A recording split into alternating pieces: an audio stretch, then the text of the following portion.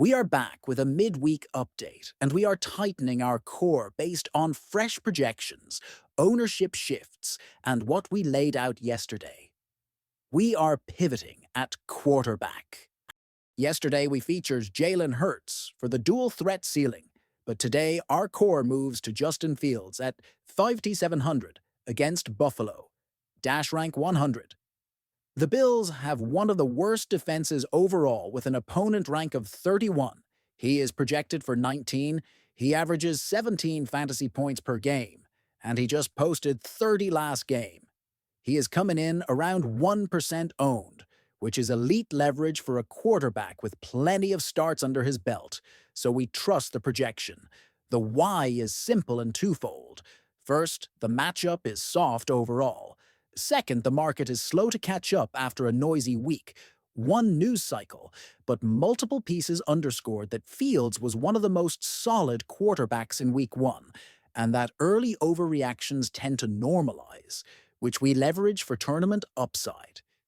At running back, we are pivoting from Christian McCaffrey to Breece Hall at 6,200 in the same Jets-Bills game, dash rank 100. Buffalo have one of the worst defenses overall with an opponent rank of 31. Hall projects for 14, averages 13 per game, and put up 20 last week. We are chasing correlated volume with Fields plus big play equity. Recent coverage tying Hall to high-end trade interest and reminders that he was the highest drafted RB in the 2022 class reinforce the talent signal. We expect solid touch count in a favorable overall matchup, and the correlation with a low-owned quarterback amplifies ceiling.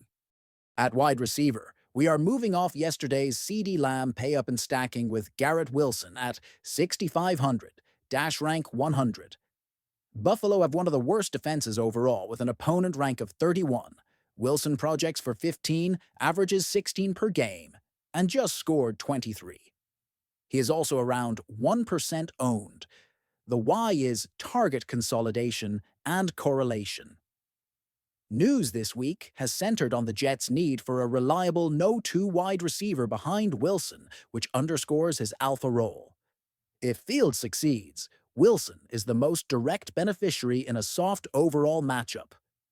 Tight end is a change from yesterday's Dalton Kincaid.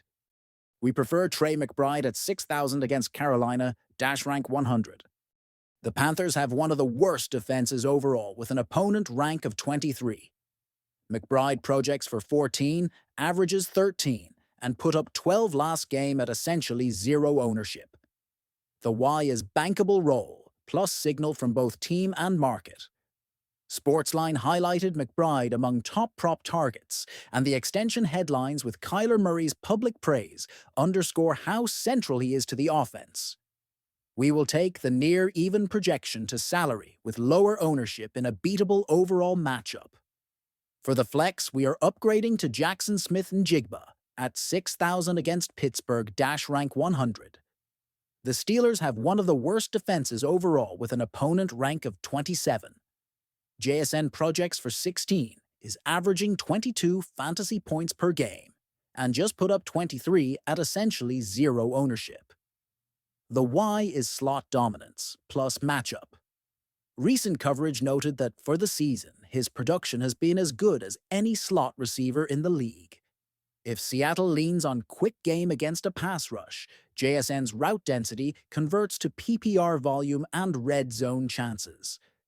Defense shifts from yesterday's Bengals value to the Packers at 2,900 against Cleveland, dash rank 100.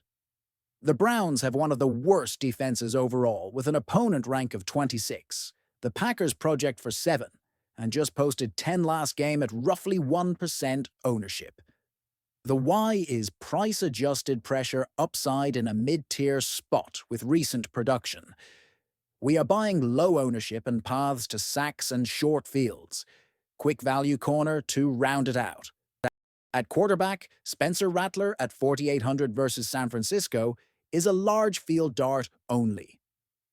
The 49ers have a tough defense overall with an opponent rank of 3. He projects for 12 and just put up 12 last game at essentially zero ownership. The why is salary relief and uncertainty. News has the Saints QB room in a true competition after acquiring Rattler, which makes his projection less reliable, given limited NFL starts, but the price tag offers leverage in MME. At tight end, we are sticking with Harold Fannin Jr. as our value we flagged yesterday.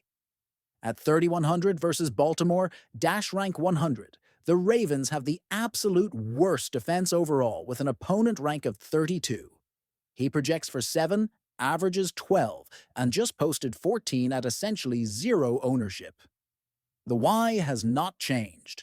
Draft and camp coverage called out fireworks potential, and the matchup is as soft as it gets for a salary saver with real athletic upside.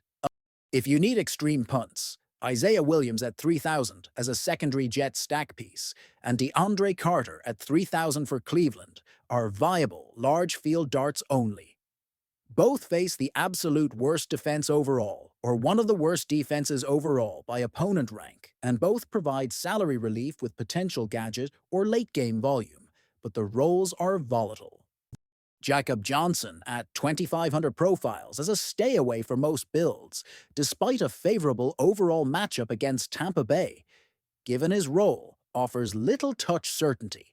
Panthers defense at 2,300 against Atlanta is the salary saver if you must punt defense, but the Falcons have a tough defense overall with an opponent rank of 9, so this is purely a cap relief play with modest projection. Recap of changes and why. We moved from Hurts to Fields for leverage in a softer overall matchup at tiny ownership, stacking with Garrett Wilson to capitalize on alpha target share, signaled by this week's reporting. We pivoted from McCaffrey to Breece Hall for correlated upside at a friendlier price. We swapped Kincaid for Trey McBride, leaning on roll, projection parity, and supportive news. We elevated JSN into the flex for elite slot production in a soft overall matchup, and we prefer Packers D for mid-tier value with recent pressure and scoring. That is our mid-week stance, built on matchup, projection, ownership, and news-based signal.